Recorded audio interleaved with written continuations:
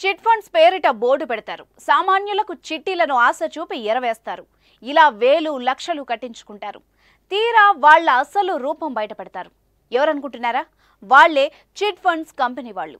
Chit fund కంపెనీలు cheating కు care of గా మారుతున్నాయి. ప్రస్తుతం వీళ్ల మోసాలు తెలుగు రాష్ట్రాల్లో రోజు రోజుకు పెరిగిపోతున్నాయి.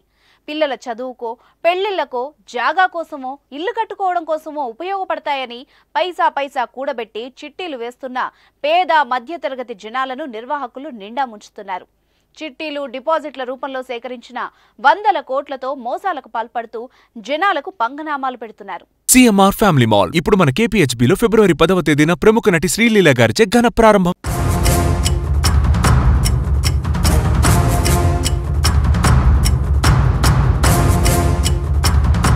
చిట్టీల కాలపరిమితి ముగిసినా డబ్బులు ఇవ్వక చెక్కేస్తున్నారు. తాజాగా ఇలాంటి ఘటనే మరొకటి బయటపడింది. ముగ్గురు కేటుగాళ్లు కలిసి చిట్టీల పేరుతో సుమారు 500 మందికి కుచ్చుటోపి పెట్టారు. బాధితుల నుంచి సుమారు 100 కోట్ల మేర వసూలు చేశారు. ఈ ఘటన మాదాపూర్ పోలీస్ స్టేషన్ పరిధిలో చోటు చేసుకుంది. మంచిర్యాల జిల్లా మందమరి మండలం రామకృష్ణాపూర్ గ్రామానికి చెందిన ఏల్పుల శ్రీనివాస్, అతని బంధువులు ఏల్పుల రాకేష్, ఎల్బీ నగర్ లో నివసించే వరంగల్ కు చెందిన గణేష్ కలిసి సమతామూర్తి చిట్ ఫండ్ ప్రైవేట్ లిమిటెడ్ ను ప్రారంభించారు. మాదాపూర్తో పాటు ఎల్బీ నగర్, కూకట్పల్లి ప్రాంతాల్లో బ్రాంచ్లు ఏర్పాటు చేశారు.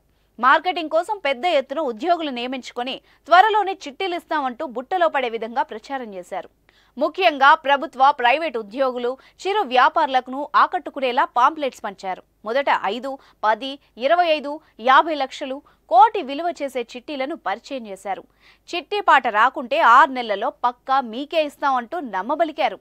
ఇలా గత ఏడాది జూన్ నుంచి తమ ప్లాన్ను అమలు చేస్తూ వచ్చారు.